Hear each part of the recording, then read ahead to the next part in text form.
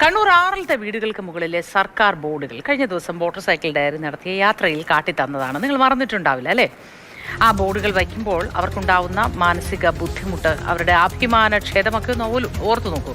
മാതൃഭൂമി ന്യൂസിന്റെ motor cycle diary വാർത്തയിൽ ഇടപെട്ട് മുഖ്യമന്ത്രിയുടെ ഓഫീസാണ് ഇപ്പോൾ ഒരു സന്ദേശം നൽകിയിരിക്കുന്നത്. ഈ ബോർഡുകൾ ഇനി ഉണ്ടാവില്ല, ഈ എഴുത്തുകൾ ഇനി ഉണ്ടാവില്ല. വീട് പണിത് നൽകിയത് സർക്കാരാണ് എന്ന് ചുവരിൽ എഴുതി വെച്ചത് മായ്ക്കാനാണ് SC/ST വകുപ്പിന് നിർദ്ദേശം നൽകിയിട്ടുള്ളത്. അനൂപ് ദാസ് വിവരങ്ങളുമായി ചേരുന്നു. Anoop Das, good morning. ഏറെ സന്തോഷത്തോടെയാണ് ഞാൻ അനൂപിനോട് ഇപ്പോൾ സംസാരിക്കുന്നത്. കാരണം നമ്മൾ ഇടപെട്ട ഒരു കാര്യം ശരിയാക്കി കൊടുക്കുക, അല്ലെങ്കിൽ അതിന് നമ്മൾ കാരണക്കാരാവുക എന്ന് പറയുന്നതിൽ വല്ലാത്ത ചാരിതാർത്ഥ്യമുണ്ട്. മോട്ടോർ സൈക്കിൾ ഡയറി ചെന്ന് കണ്ട് റിപ്പോർട്ട് ചെയ്തതിനെ തുടർന്നാണ് ഈ ഒരു മാറ്റം ഉണ്ടായിരിക്കുന്നത്. എന്താണ് ഈ നിർദ്ദേശം? വിശദമായ വിവരങ്ങൾ എന്തൊക്കെയാണ്? നമ്മൾ ആളുകൾക്ക് 13ാം ബ്ലോക്കിൽ പോയപ്പോഴാണ് ഇങ്ങനെ ഒരു കാഴ്ച കണ്ടത്.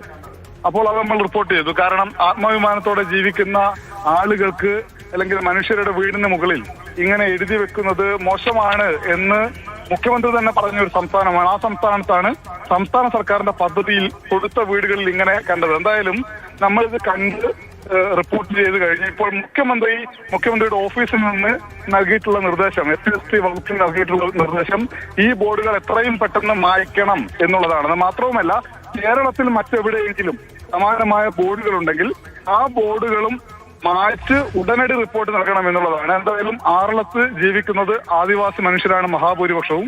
അവരുടെ വീടുകൾക്ക് മുകളിലാണ് ഇങ്ങനെ എഴുതി വെച്ചത്. മായ്ച്ച് കളയണം, ഞങ്ങൾക്കിത് കാണാൻ താല്പര്യമില്ല എന്ന് അവർ തന്നെ പറയുന്ന ദൃശ്യങ്ങൾ അല്ലെങ്കിൽ അവരുടെ വാക്കുകളൊക്കെ നമ്മൾ കാണിച്ചാണ്. എന്തായാലും ആ മനുഷ്യരുടെ ആത്മാഭിമാനത്തിന് വിലയുണ്ട് എന്ന് നമ്മുടെ വാർത്തയിൽ കൂടി അത് മനസ്സിലാക്കാൻ സർക്കാർ തയ്യാറായിരിക്കുന്നു. അതിന്റെ നടപടിയും സ്വീകരിച്ചിരിക്കുന്നു എന്നാണ് സന്തോഷം. തീർച്ചയായിട്ടും അനൂപ, ഏറെ സന്തോഷത്തോടെ ചാരിതാർത്ഥ്യത്തോടെയാണ് ഈ വാർത്ത പങ്കുവയ്ക്കുന്നത്. ഈ ഒരു തീരുമാനം ഉണ്ടായതിൽ ഏറെ സന്തോഷമുണ്ട്.